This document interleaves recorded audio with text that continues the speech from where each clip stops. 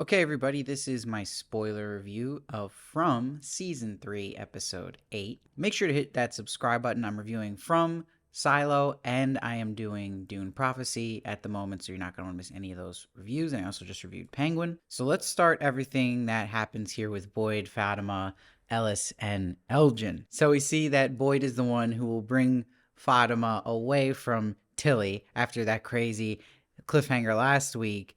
And Fatima explains to Boyd that she basically felt possessed when this happened. He brings her to a shack. And I love that being a good father in law brought her a rotten snack for her if she gets hungry. But he tells her, like, someone else is going to have to find Tilly, which is wild. And Ellis wants to tell the truth and do the opposite approach, but Boyd is like, hell no. So it's actually a non playable character who finds Tilly. This is the guy who screamed at the diner about Tabitha not doing anything. But what's important here is that Elgin sees it. And this is when his camera takes a picture. So this picture, we'll find out later, is a picture of a blood bag. And I thought this was interesting because this to me confirmed that this is all going to plan from this entity that's guiding Elgin, that was part of the plan of seeing Fatima killing Tilly, that she was ready for this next step. Now, Boyd eventually arrives to the scene of the crime and has to play dumb. And you see that Donna's the first one to say,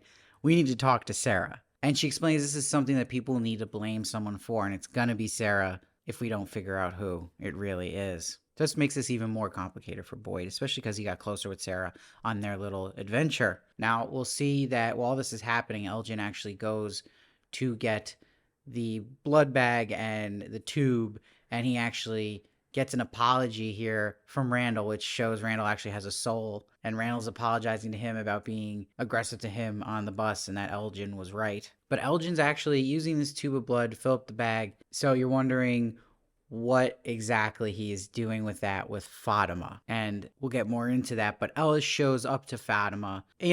Just want to make a pause for a second. This show itself even has characters that say Fatima and some say Fatima. So I've been swinging back and forth in this review. I'm fully aware, but I think I'm going Fatima now. So Fatima says, what if it happens again? And Ellis gives her the lucky handkerchief. So I think that's going to come into play here with Elgin, that handkerchief. Maybe will actually save her some way against Elgin. We'll see. But she sits down and sees the kimono woman for the first time, which I thought was really, really interesting. Is she seeing a reflection of her future self? Who knows? Meanwhile, the witch hunt for Sarah is beginning in the town, and Ellis and Boyd, when they talk with each other, I love Ellis says to Boyd, she would never hurt me. And Boyd says, she just stabbed someone in the effing chest. These lines are incredible by Boyd this season. I love just the energy he's bringing. And when Donna comes in with the news of the Sarah witch hunt, this is when Boyd comes clean and tells her it was Fatima. And he's saying that he'll just tell everyone it was Fatima and they'll give her a second chance like they did the time he did that for Sarah. But Donna says that trick won't work this time because they don't believe in you anymore. Ooh. And Donna says, if you're not going to tell everyone, then I am. Please don't make me do this. But Boyd and Ellis go with their real plan, and it's really for Ellis and Fatima to get away, stay in a tent, and that he'll drop supplies at the shack when they need it. And Ellis will ask him, what would he have done if he could have ran away with his mom when she did what she did? And he doesn't answer, so I thought that was interesting. I do think Boyd would run away with her. But at the shack, Fatima is gone. So Elgin got her, brings her to the underground bunker, and he lures her in by saying Ellis is waiting for her. He wants her to go in the room, and he says it's the only place the baby can be safe. So this is huge. And he's like, it's just not yours, which is crazy. So the baby is alive, but it is this kind of like Rosemary's Baby effect. It's probably gonna be some demon child. And you see she's still in pain too. And that's when Elgin's like, the baby knows you have to stay. And he drags her into the room. So this was a wild cliffhanger for the episode. I loved it. And I loved seeing a character do something pretty dark to somebody else, which we haven't seen in a while with two characters we actually like doing it to each other. So very fascinating how far Elgin's going down this route and what the actual endgame is with the kimono woman, how she's guiding him, this entity, and what he's actually doing with this baby we're supposed to see. So I'm very excited for that. And it solves the Fatima problem of what do you do with Fatima in the town. So that now she's stuck with Elgin doesn't really matter.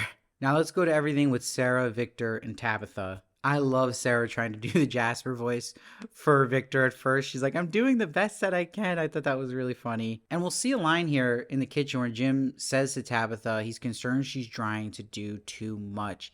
And he also will finally tell Tabitha about the phone ringing and hearing Thomas. He says, something here knows something about us and it knows which buttons to push. So Jim finally gives Tabitha that information, which is going to be important for Tabitha to know. And Tabitha is now brought in to be the one who helps Victor.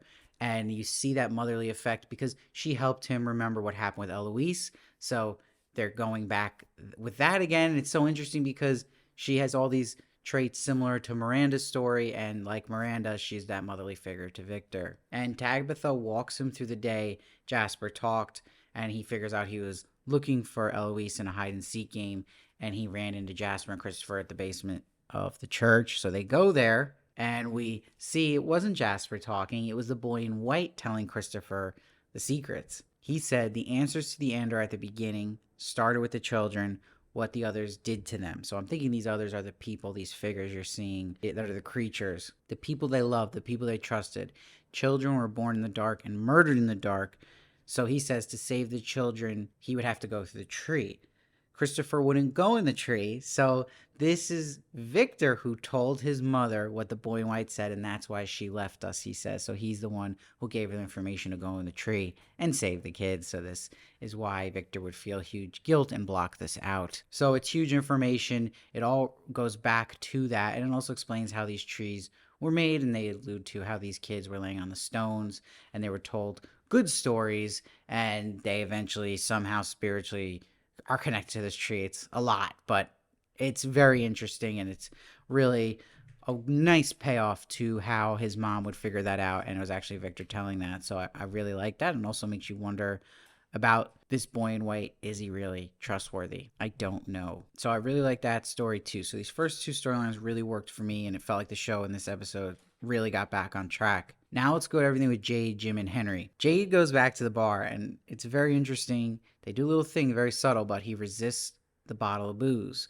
So that's important because last episode when he was talking to the former bartender, that he told him to find himself that wasn't an alcoholic and had these great ideas. So you see that is a change here for Jade, which is positive. I love also that he hears someone near him and it's Henry, and he goes, "Who the F are you?" That was great. But Jim comes storming in and lays into Jade. So this is what everyone's kind of been talking about on the Reddit, is this like love triangle forming. Is Jade has this chemistry with Tabitha. He's the one taking Ethan to do the puzzles. He took them into the woods, which Jim doesn't like. So there's a threat there. There's a jealousy there too. He doesn't want him filling Tabitha's head with ideas. And he says back, "What is she, 9?" That was great. But he's pointing out how his work helps people, and Jim's like, it shows people you're the smartest pick in the room, which really shows how jealous Jim is of Jade. But that's where Jade's like, so what if it gets us home? Who really cares? So then Jade storms out. I'm gonna shout out my sister. She had a good theory that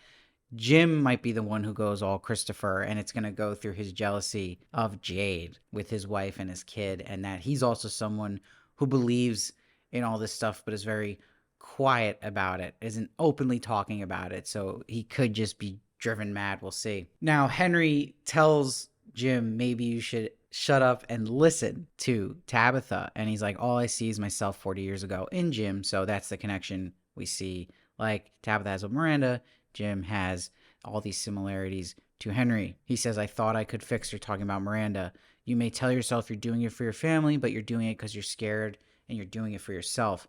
Jim knows he's right. That's why he sits with him. We also learn both their dads were drunks, so this is another connection. And we learn that when Julie was born, he asked for a whiskey and looked at it for hours, but he decided he wanted to be a better father than his dad. So this kind of fills in the gap too when Tabitha alludes that he disappeared after one of their kids died, that he went off and was probably drinking all the time. And I like the line Henry gives him a glass to renew his vows, tempting him again with the drink, see if he can keep up and be a good dad. I really like that writing. Now, let's go to everything with Julie. Julie finally has something interesting happening in her story. She asked Randall to go back to the place in the woods with the rocks where they got spooked, and he's like, hell no. So Julie brings Ethan now to the woods as Jim leaves, which I thought was pretty funny that Jim hates when they do that, and the minute he leaves, they go. But Julie and Ethan had this scene earlier in the episode where Ethan wanted her to open up to him and work together, and I like to see that happen here. That was great. So Julie tells Ethan how she hears screaming and it won't stop. But when she saw this place, when she takes him to the woods where the rocks are, she says everything went quiet. And then she finally is able to open up to him and say she is scared. What do I do? So it's really more growth for Julie and great. And she wants Ethan to explain in terms of the stories he always talks about, what characters do, what does she do in that kind of line of things. And Ethan says, you're at a threshold. It's always scary, but the hero has to be brave. Really like this. And she has to go alone. So Julie goes in. You see now she's back in that creepy cave where she was bound, and this was also where Boyd was, and she sees Marielle and Randall as well when they were possessed and bound. But while this is happening, Ethan, we see, is seeing it as Julie having a seizure right there. Now, when it gets really wild is when Julie sees the old man chained up that Boyd had saw, and it gets even crazier because it's her seeing him tell Boyd he has to climb out of the well, and he says, Julie, he needs the rope. So this man knows Julie's name, recognizes her. So who is this man? I'd love to hear theories on that. And Julie dropped the rope for Boyd, we find out. So this is the crazy thing about time and how this all works, because we know that happened a while ago from Boyd's present to him getting that rope from Julie. And now Julie's just doing it in her presence. So crazy. And you see that the old man told Julie after that, you need to leave. It isn't safe here. She starts trying to leave. She ends up in the caves now, and she hears when Tabitha and Victor were in the caves. So she was always around them all along. So there's some connection here to this and how people are seeing each other at a different time. And maybe they didn't even realize it, that Tabitha and Victor were somehow hearing Julie. And then she hears the Ankui kids, and that's where we get the break, where Ethan, Acosta, and Kenny save her and get her out of that situation. Really, really fascinating. So this episode really picked up the pace again, gave us a lot of answers, gave us mysteries in a good way, just kind of twisting the mysteries and making them more interesting, and really exciting cliffhangers on really all these characters' stories. So I'm excited to see what happens with Elgin and Fatima. I'm excited now what happens with Julie, and it's really interesting where Boyd and Ellis, what are they going to do next?